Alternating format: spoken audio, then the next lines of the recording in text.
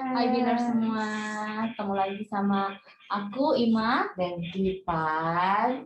Kita ada di sekarang kalau kita namanya ngopi mas. Apa ngobrol happy bareng Humas BKKBN. BKKBN. Ini edisi perdana kita di ngopi mas ya. Kali ini agak beda dan spesial. Dan baru kita, pertama nih kita dapat narasumbernya langsung eselon 2 kepala biro. Bukan eselon 2 sekarang, PTP. Oh iya PTP. Kepala biro pejabat umum dan humas, pejabat tinggi Pratama ya. Pratama di Biro Umum dan Humas. Karena kebetulan kita sekarang Pramata Humas di Humas di Biro Mas ya, Mbak Mas sudah mutasi ke Biro. Iya. Di sini kita udah kehadiran dengan narasumber. Selamat siang semuanya. Assalamualaikum. Ya. Sampai ketemu coba nih kita. Ya, ini wajah lama. Kita wajah lama tapi di channel baru ya. Channel baru dan mudah-mudahan makin kita kembali terus ya Pan ya. Iya. Episode yang baru ini. Oke, kita langsung mulai aja nih Pak Putut. Langsung mulai tanya-tanya. Ya. Ini kan Pak Putut ini kan Biro Umum dan Humas ya. Apa kabar Pak Putut? Baik, Mbak Tipan. Sehat ya di masa pandemi ini tetap. Ya, alhamdulillah sehat walafiat, mudah-mudahan hari ini tetap sehat ya. Meskipun kemarin juga kurang sehat sebenarnya. Oh gitu ya Pak ya, ya nggak apa-apa. Tapi juga tetap semangat untuk masuk. Ini situasi banyak banget agenda ya Pak. Ya, begitulah kira-kira. Ya. Cerita dong Pak tentang pengalaman Bapak nih di pengalaman BKKBN, sudah berapa gitu. lama, gimana dikalinya sampai ini kalau bisa nyantol di Mas. Pengganggu nggak? Saya kerja kalau boleh kan kita masih dan kita masih pakai masker dan kalau masih berjarak izin ya, berjarak 1 meter. Supaya juga saling mengenal juga sih sebenarnya kan ya. Tahu wajah. Kalau di belakang masker kelihatan wajahnya. Baik teman-teman sekalian ya, selamat siang, assalamualaikum warahmatullahi wabarakatuh. Saya Putut Riyatno, saat ini menjabat sebagai Kepala Biro Umum dan Humas BKKBN Pusat. Saya punya pengalaman cukup panjang, memang kalau dihitung-hitung ini sudah hampir 29 tahun masa kerja saya di BKKBN. Terhitung dulu 1 Maret 1992 saya mulai bergabung di BKKBN. Nah, saat itu memang saya mulai berkarir sebagai penyuluh KB ya. Dulu namanya itu Ajun Penyuluh KB Madya dulu namanya itu. Dan itu di awal-awalnya memang sempat ngetren sih waktu itu memang. Zamannya kepala waktu masih Pak Arya Suyono. Saya sebagai penyuluh KB sekitar 5 tahun setengah ya. Kemudian saya juga belajar di Jogja, di UGM, di Fakultas Kedokteran, bagian Indonesia Masyarakat. Jadi minatnya di promosi dan perilaku kesehatan. Jadi BKKBN di UGM ya, itu tahun 97 dan selesai 99. Tahun 99 kemudian saya masih kembali lagi ke provinsi, ke lapangan. Ya, kemudian saya tugas pertama di Provinsi Jambi ya. Waktu jadi penyuluh saya di Kabupaten Kerinci di Provinsi Jambi. Itu tahun 92 tadi. Kemudian setelah saya selesai kuliah, kembali ke desa lagi, kemudian sempat ke provinsi, di provinsi jadi pelatih, di Litbang, kemudian juga kembali ke kabupaten lagi. Waktu itu ada promosi lah kira-kira begitu di kabupaten, tapi di kabupaten nggak lama 1 tahun, kemudian kembali ke provinsi lagi. Di provinsi sudah ke sana sini lagi, mulai eselon 4, eselon 3, kepala bidang, di KB, di Dalduk, di Balai Pelatihan gitu kan, sampai akhirnya saya promosi menjadi kepala perwakilan BKKBN Maluku Utara ya, tahun 2016 Desember sampai dengan Januari 2020. Jadi kurang lebih 3 tahun 1 bulan saya menjadi kepala perwakilan BKKBN Maluku Utara. Cukup lama dan cukup banyak pengalaman yang saya alami di Maluku Utara dengan kondisi geografis dan juga penduduknya yang unik dan memang ya wilayahnya juga unik gitu. Saya pernah juga ke salah satu kabupaten itu ditempuh dalam waktu 2 hari 2 malam dari kota provinsi ke kabupaten si A. Bayangkan 2 kilometer naik kapal. Itu perjalanannya doang ya Pak? Iya, perjalanan dari Masya Allah. 2 hari 2 malam, jadi sungguh sangat melelahkan ya. Sampai akhirnya tanggal 14 Januari tahun 2020 saya ditugaskan di Biro Umum, waktu masih Biro Umum di BKK Pusat. Kemudian dengan SOTK yang baru perubahan nomor 11 tahun 2020, Biro Umum berubah menjadi Biro Umum dan Humas, sudah ada perkembangan. Itu ya sekitar bulan Juli 2020, Agustus 2020 sudah berubah menjadi Biro Umum dan Humas itu. Nah sampai hari ini, jadi kurang lebih kalau dihitung bulannya saya sudah 12 bulan, kita 17 bulan ya, kurang lebih 17 bulan. Jadi 1 tahun, kira-kira 1 tahun 5 bulan. Saya bertugas di BKK Pusat. Itu singkat saja ya. Kalau soal pribadi nanti ya. Iya. Luar biasa ya. Luar biasa pengalaman Dari lapangan. PKB, ya petugas KB, Penyuluh, jadi penyuluh. penyuluh ya, penyuluh KB. Sekarang jadi kepala biro, luar Dan biasa. zaman dulu itu kabupaten, provinsi itu semua BKKBN ya Pak ya. Ya, itu masih vertikal, jadi dari pusat, provinsi, kabupaten sampai ke lapangan itu masih vertikal dan masih terpusat semua. Kemudian dengan penyerahan P3D tahun 2004, 1 Januari 2004, itu kabupaten kota seluruh Indonesia itu diserahkan ke Pemda, otonomi sebenarnya gitu. Sampai dengan hari ini. Nah, kemudian tahun 2018 khusus penyuluh KB itu ditarik lagi ke pusat.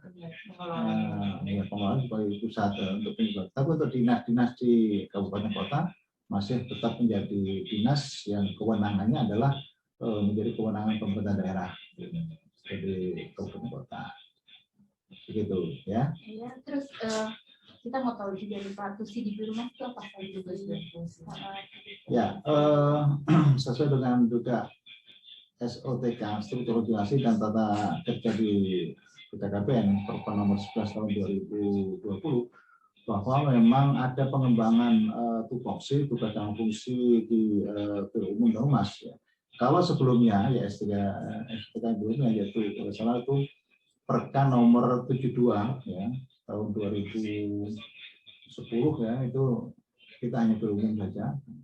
Nah, saat ini sudah menjadi Biro Umum dan Humas. Oleh karena itu ada pengembangan fungsi. Yang pertama kita ada namanya bagian kehumasan. Jadi karena sekarang sudah fungsional semua, kita ada koordinator kehumasan. Kemudian yang kedua ada koordinator kearsipan persuratan. Dan kemudian ada koordinator pemeliharaan sarana dan prasarana.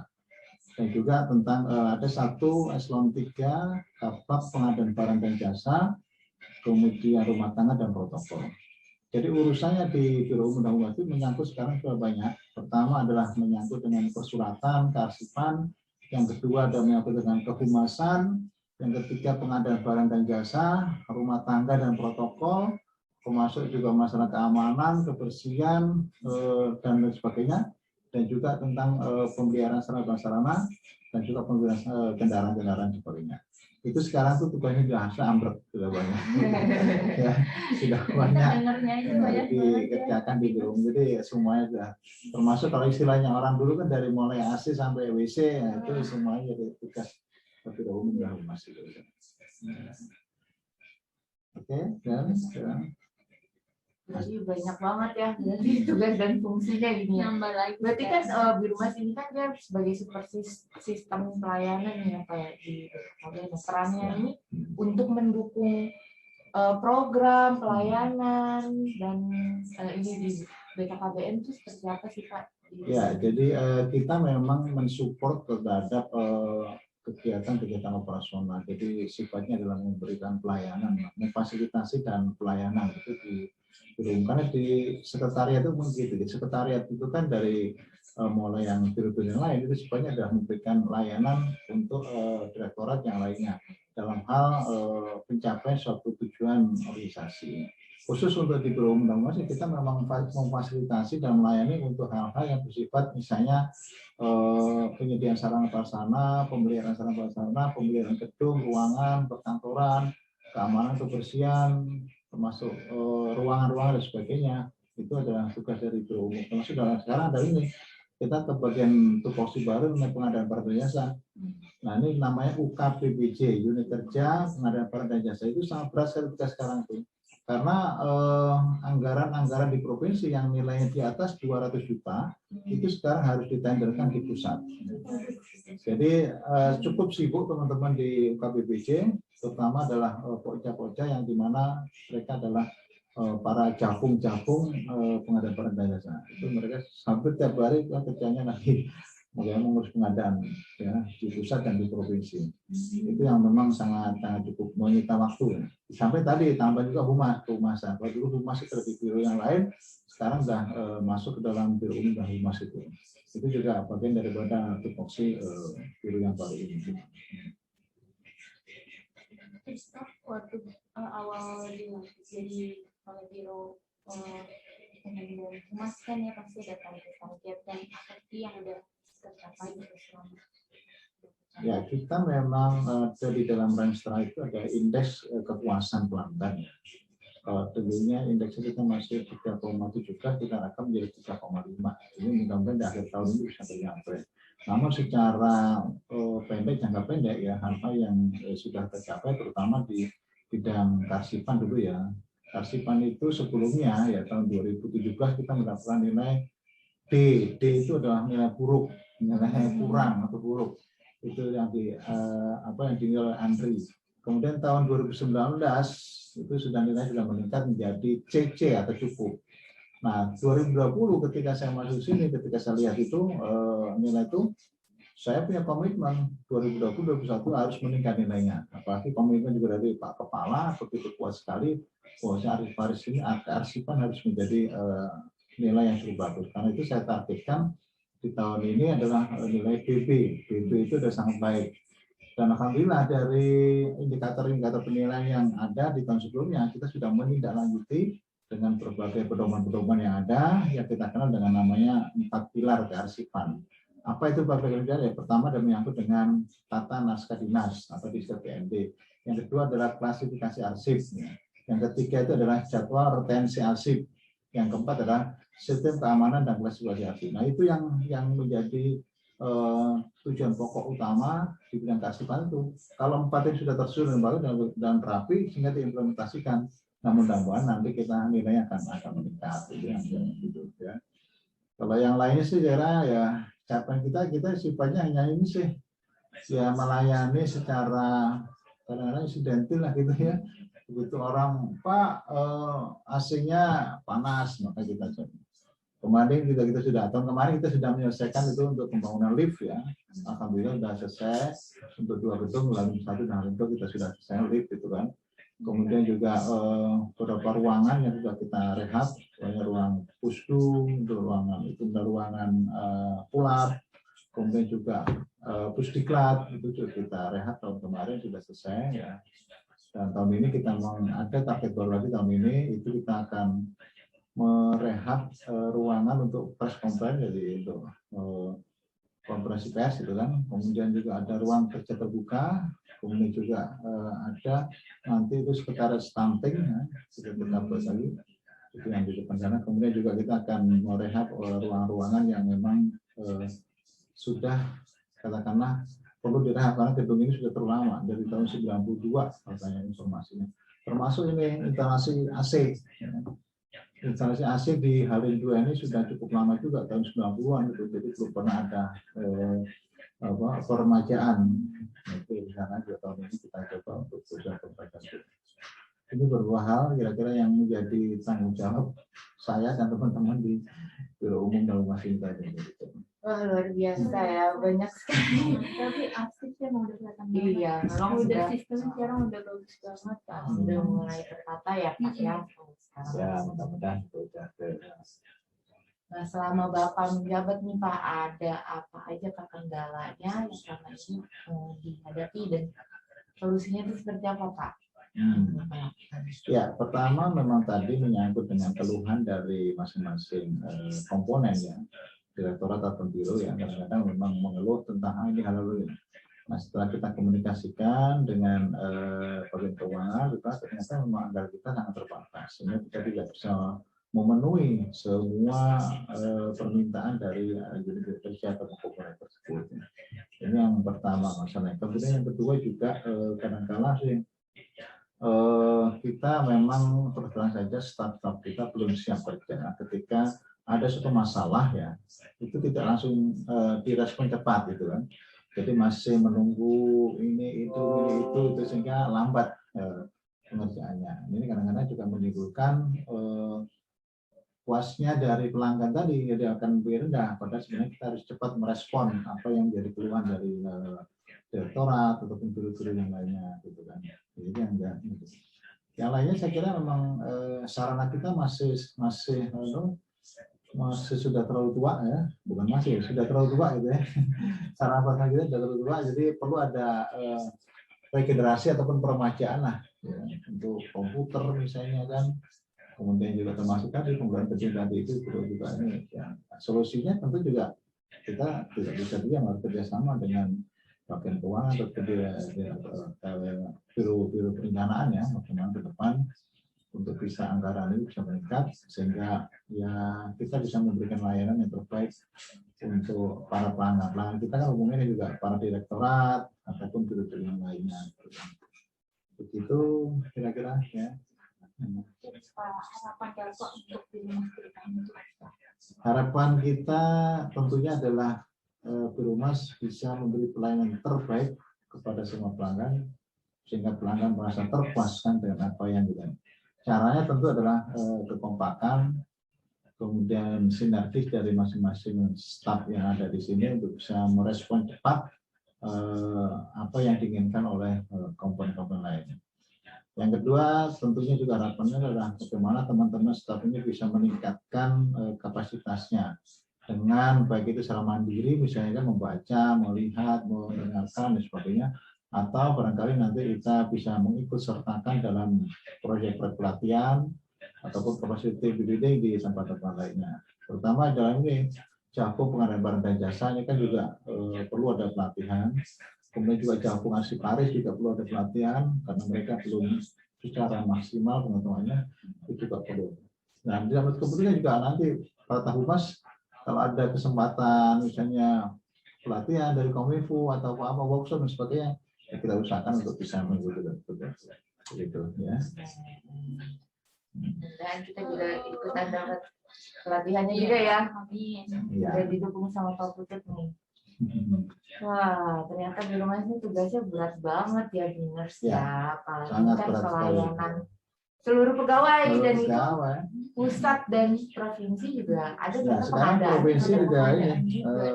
Sekarang UPT Balai Diklat Provinsi itu sekarang masuk ke kita. Jadi pengelolanya, penggajiannya, tungkinya sudah masuk ke Birohumas sekarang. Oh gitu. Ya, jadi tambah berat lagi tugas kita di sini. Apalagi menyangkut fasilitas itu kan memang. Iya. Itulah kira-kira ya. Jadi ngurusin orang juga, membuat orang happy kan juga nggak bisa. Kita nggak bisa lah membuat semua orang happy ya, Pak ya. Betul. Karena ada keterbatasan kemarin dan lain-lain. Ketika liftnya belum selesai, banyak orang. Pak Putut, gimana nih ya, staf saya ada yang hamil, jatah ya, nggak bisa. Oke, dalam tangga. Bukan pas saya hamil udah selesai Pak, alhamdulillah Pak. Sekarang udah tinggal gitu ya sensor. Ya sabar memang kan itu nggak bisa secepat itu. Setelah dipasang pun kita harus ada masalah dicoba. Ya alhamdulillah sekarang sudah ini tinggal yang lain-lain barangkali ini sarana sekarang yang masih menjadi tuntutan dari masing-masing. Kemarin kami dengan BPK sudah menginventarisir permintaan dari masing-masing direktorat. Nanti kita sistemnya barter, jadi gantian gitu. Jadi yang sana dikembalikan, kita kasih penggantinya gitu. Jadi barter dari yang barang-barang yang sudah usang, sudah rusak berat, kita tarik. Nanti ini kita hapuskan. Kita hapuskan ya. Gantian yang baik. Ya, gitu. Benar nih, mudah-mudahan bisa mencerahkan ya teman-teman Biners, BKKBNers yang mau tahu tentang apa sih kerjanya Biro Umum. Karena itu kita kalau di luar tuh nggak tahu ya, Biro Umum kok AC-nya panas terus ya? Iya. Padahal di sini sebenarnya overload juga, banyak sekali kerjaannya dan mungkin dikerjainnya ya satu-satu ya Iya, kan, nggak keterbatasan. semuanya. Ya, itu tadi karena juga AC kita ini sudah lama ya, tidak ada perumahan itu. Dan itu memang ya tidak cukup hanya uang ratusan juta, miliaran itu butuhnya itu. Nah sementara anggaran kita kan juga terbatas ya. Yang sementara untuk pembelian yang lainnya itu juga karena itu memang ya gimana kita nuntut juga kalau yang memberikan duitnya juga terbatas ya nggak bisa Yang juga. penting do our best dan kerjanya kita ikhlas dan memberikan yang terbaik deh pokoknya ya buat teman-teman. Karena orang di rumah sih kayaknya udah all out memberikan yang Ya, terbaik. benar banget. Seluruh beda pasti kayak Wah, Nggak Ada tanya lain nggak? Kalau tanya lain boleh Enggak nggak? apa. kalau mau Nggak terasa udah beberapa menit ya. Udah gede setengah jam ya. Ya. Jadi kita tutup aja. Terima kasih. Terima kasih nih Pak Putu atas penjelasannya. Atas waktunya. Ada Sampai jumpa lagi ya. Kita jadi lebih kenal dengan tulisannya di rumah, dengan Pak Putu juga. Ya. Mudah-mudahan kedepannya kalau ada komplain, ada apa bisa sabar juga ya teman-teman. Ya. Di sana Karena pasti dikerjain. Kami Ya. Ya. Allah itu kan.